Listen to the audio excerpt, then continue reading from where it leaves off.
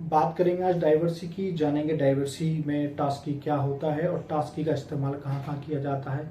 कई लोगों में बड़ी कंफ्यूजन होती है कि डाइवर्सी क्या है, टास्की क्या है। इसी को समझने में हम लोग काफ़ी वीडियोस देखते रहते हैं, लेकिन आज इस पूरी वीडियो को देखिए आप, और मैं आज आपको बताऊंगा कि टास्की और डाइवर्सी में क्या डिफरेंस है और डाइवर्सी क्या है, टास्की क्या है। टास्की में अगर केमिकल्स है तो कौन कौन से केमिकल्स हैं, जो केमिकल्स हैं वो क्या होते हैं, उसका इस्तेमाल कहाँ होता है, कौन सी चीज़ कॉन्सेंट्रेटेड फॉर्म में होती है, कौन सी चीज़ रेडी टू यूज़ में होती है।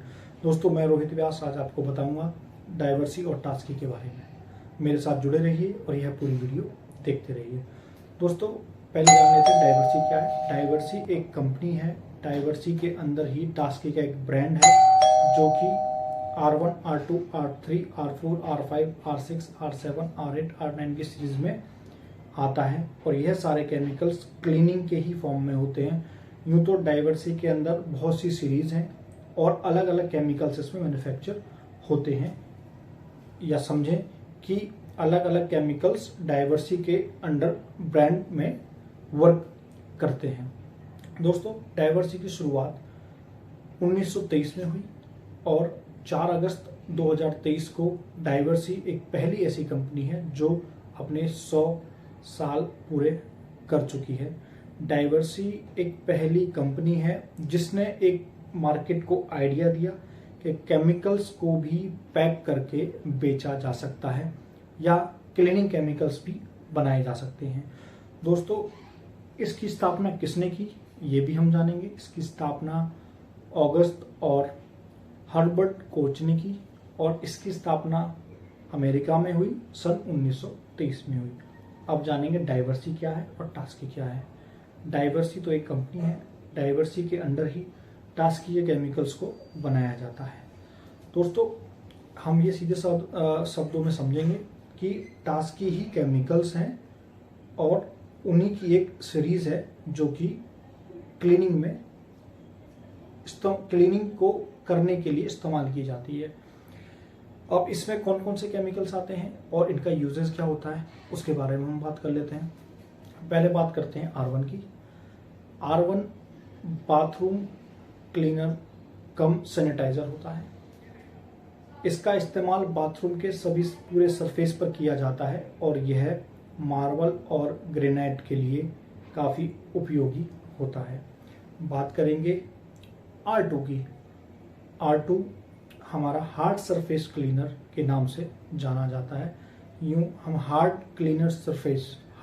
सरफेस क्लीनर के नाम से हम काफ़ी हद तक क्लियर हो गए कि यह सरफेस में जो हार्ड जो स्केल्स होते हैं, जो गंदगी होती है उसको साफ करने के लिए हम इसको यूज़ करते हैं। R3 हमारा ग्लास क्लीनर होता है। यह विंडोज़ और मिरर को क्लीन करने के लिए काम आता है और यह कॉन्सेंट्रेटेड फॉर्म में होता है। इट मीन्स कॉन्सेंट्रेटेड फॉर्म क्या होती है? कॉन्सेंट्रेटेड जो फॉर्म होती है वह रेडी टू यूज़ नहीं होती है। इसमें हमें पहले पानी को ऐड करना पड़ता है। इट मीन्स कि हमें उस केमिकल्स को हमें वाटर के साथ डाइल्यूट करना होता है और यह एक स्पेसिफिक इसका वॉल्यूम होता है जो कंपनी द्वारा सुझाया जाता है। दोस्तों, बात करेंगे R4 के बारे में। R4 जो होता है वह फर्नीचर मेंटेनर होता है। नाम से हम जान ही गए हैं। फर्नीचर मेंटेनर का मतलब हो गया कि फर्नीचर को मेंटेन करने के लिए जो भी हम केमिकल यूज़ कर रहे हैं उसको R4 कहा जाता है। होटल्स, मॉल्स, बड़े बड़े रेस्टोरेंट, बड़े बड़े स्कूल, बड़े बड़े मॉल्स आपने देखे होंगे जहाँ काफ़ी महंगी और लग्जरी फर्नीचर को हम यूज़ करते हैं। लेकिन एक फर्नीचर को यूज़ करना और यूज़ करने के बाद उसके लाइफ और उसकी चमक को बरकरार रखना, यह R4 का काम होता है और R4 इसी के लिए हमारा यूज़ भी होता है। अब बात करेंगे R5 भी। R5 जो होता है वह एयर फ्रेशनर होता है। यह वाटर बेस्ड होता है। इसे हम एक खुशबूनुमा वातावरण बनाने में हम इसका इस्तेमाल करते हैं। यह ज़्यादातर गेस्ट हाउस और होटल्स में यूज़ होता है जहाँ गेस्ट वगैरह लोगों का ज़्यादा आना जाना होता है, फुटफॉल होता है लोगों का, वहाँ पर एक अच्छी ओडोर के लिए हम इसका इस्तेमाल करते हैं। बात करेंगे R6 की। R6 टॉयलेट क्लीनर होता है। टॉयलेट बाउल क्लीनर भी इसको बोलते हैं। इसका इस्तेमाल टॉयलेट में जमे हुए स्केल के रिमूव करने के लिए काम आता है। और आपने देखा होगा कि पब्लिक जो प्लेसेस होते हैं वहाँ पर जो टॉयलेट होते हैं वो उसमें काफ़ी गंदगी होती है, तो वहाँ काफ़ी ज़्यादा लोग उसका इस्तेमाल करते हैं। तो इसीलिए हमें R6 को रिकमेंडेशन होती है कि R6 बेसिकली ये एक इंस्टीट्यूशनल पैक ही होता है।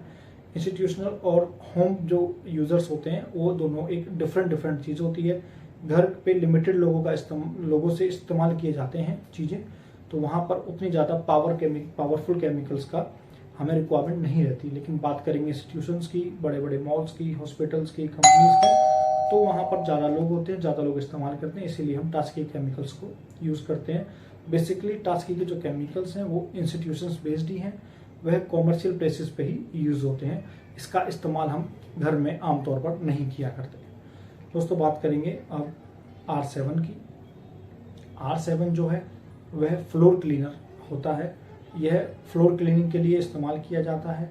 इसको हम वेट मोपिंग और मशीन में भी इस्तेमाल करके डाल करके हम इसका यूज़ कर लेते हैं। जैसे हमने देखा होगा बड़े बड़े मॉल्स होते हैं, उसमें मशीन्स होती हैं, मशीन्स में हम लोग केमिकल्स को डालते हैं, उसके साथ पानी में डाइल्यूट करते हैं और फिर उसकी क्लीनिंग हम करते हैं। तो इसे वेट मोपिंग में भी काम आएगा और मशीन के साथ सफाई करने में भी यह काम आता है। बात करेंगे R8 की। R8 हमें बहुत कम देखने को मिलता है।